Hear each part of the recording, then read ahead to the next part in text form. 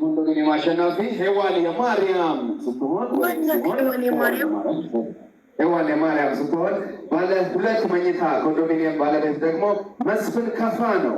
መስፍን ከፋ ባለ 2ኛው ዕጣ አሸናፊ ነው። የ3ኛው ዕጣ ባለ 1 መኝታ ኮንዶሚኒየም ደግሞ እድለኛ ጸጋ ቴንሶ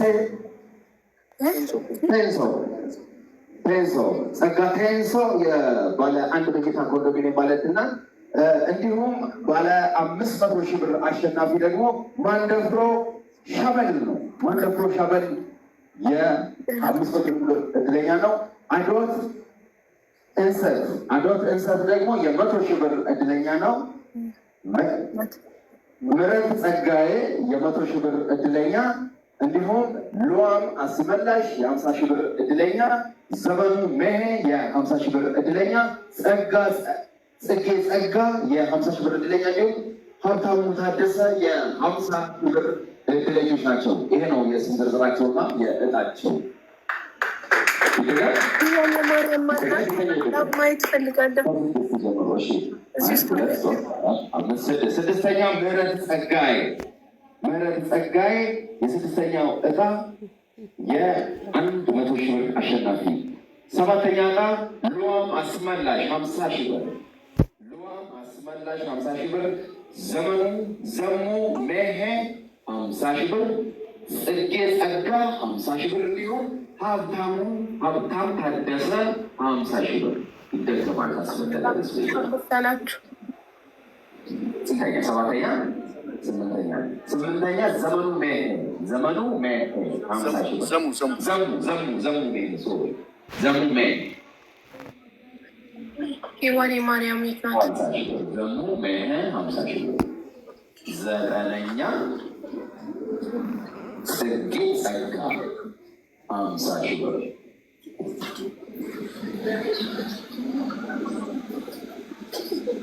ጽጌ ጸጋ 50 ሺህ ብር። 9ኛ 10ኛ ሀብታም ታደሰ 10ኛ 50 ሺህ ብር። ውድ ቤተሰቦቼ ላይክ ሼር እያደረጋችሁ ተጋብዛችኋል። ላይክ ሼር አድርጉ፣ ሰብስክራይብ አድርጉን። እንደዚህ እድሉን ሊደርሳችሁ ጀባ ብለናል። ሞክሩ። እንግዲህ ይገርማል፣ ተአምር ነው።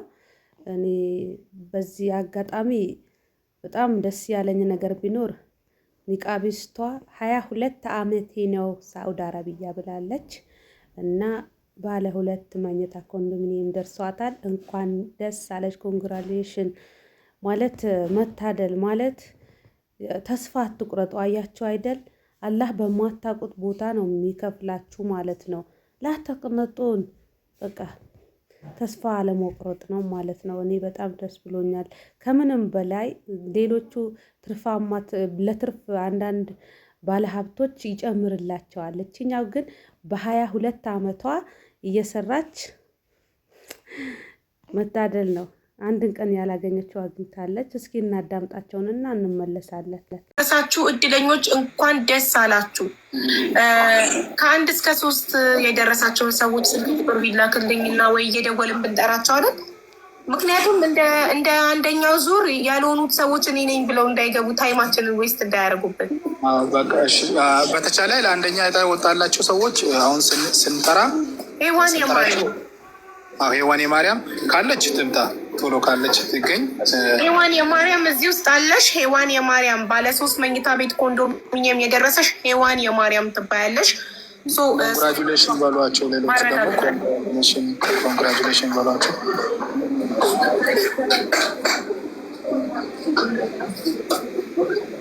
እኔ ነኝ እያለች ነው አሁን። ማንም ሰው እኔ ነኝ እንዲል ይችላል። እንዴት ነው ማረጋገጥ የምችለው? ወይ ስልክ ቁጥሯ ኖሮኝ በስልክ አውርቻ ቲክቶክ ፕሮፋይሏ ልካልኝ ዋትሳፕ ላይ ባስገባት እንደዛ መርጣለሁ። ላስት ታይም አይ ሪሜምበር አንድ ወንድ ብርቱካን ነኝ ብሎ ገብቶ በጣም ታይማችንን ስ ሲያደርግ። እሺ አባይ፣ እስከዛም ዳግማዊ አሰፋ ትንሽ የእረፍት ጊዜም ስለሚያስፈልገው የደረሱ ሰዎቹን በመወከል ኬክ ቆርሶ እንዲወጣ እና ከዛ በኋላ እየጠራናቸው እነሱ እንጋብዛለን። በጣም ጥሩ። እሺ እንኳን ደስ አላችሁ። እና ማለት ነው ይሄ ነገር እንዴት ነው? እኛ ምን ጀምር እንዴ? እኔ በዚህ ነገር አንድን ቀን በህይወቴ ሞክሬም አላውቅም፣ ሚሆንም አይመስለኝም። እቺ አሁን ባለ 2 መኝታ ያወጣላት 40 እጣ አውጥቻለሁ አለች። 4 አንድ ላይ 38 ለብቻ ምናምን ነው ያለችው። ይገርማል። ኬክ እየተቆረሰ ነው። የሰው ልጅ እንደዚህ ቃላ ከሰጠ ይሄ ነው ማለት ነው። ግን ማለት ነው እኔ የምላችሁ ነገር እንዴት ነው ይሄ ነገር? ሐራም ነው ሐላል ነው? በእስልምና እጣ ማለት ነው። እጣና ወለድ ይለያያል። ወለድ ማለት ሪባ ነው። እስኪ እንዴት ይታያል ይሄ ነገር? ኧረ እጣ ማለት እጣ ነው። ይፈቀዳል ይሁን አላሁ አለም። እና እስኪ እናንተ የሞከራችሁ ያገኛችሁ ሰዎች ሂዋን ናት። ሂዋን ማለትም ፍልቅልቅ እሷማ በቃ ለትርፍ ነው መሰለኝ። እኔ ደስ ያለኝ ያቺ 22 ዓመት የለፋችዋ 22 ዓመት ሙሉ ለፍታ አንድ ቤት እንኳን የሌላት እናቴን ላስደስታት ልደውልላት ስትል ተአምር ሆነብኝ ማለት ነው። ለካ ምንም ያላዘማለ ያክል ዓመት ቁጭ ብሎ አልኩኝና ራሴንን አጽናናሁኝ ማለት ነው። ምን ትላላችሁ? እና ቀጥሉበት። ሀቢባ እንግዲህ ማሰራሰራ የለም። ጎበዝ ጀግና። እንግዲህ ዳያው ይስጥሽ፣ ቀጥይበት። ጥሩ ነው እንደዚህ ባለ ሀብት መሆን። ባንዴ አረብ ሀገር የምንሰድደው ለቤት ነበር። ለቤት ማንኛውንም ሰው መጀመሪያ ቅድሜ የሚሰጠው ቤት ነው አይደል? ያን ነገር ደግሞ ያው በ2000 በዕጣ ይደርሳል ማለት ነው። ተስፋ አትቁረጡ፣ ጀምሩ፣ ሞክሩ ማለት ነው። እኛ ምን ሞክራለን ጋይስ። ከተመቻችሁ ላይክ ሼር እያደረጋችሁ እስኪ ቅንነት ለራስ ነው፣ አበረታቱ ማለት ነው።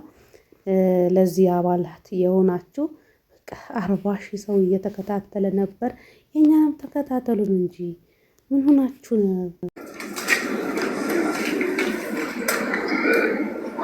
ስለዚህ እውቀት ያላችሁ ሰዎች እዚህ አካባቢ ስለ ሻምፓን ፕሌስ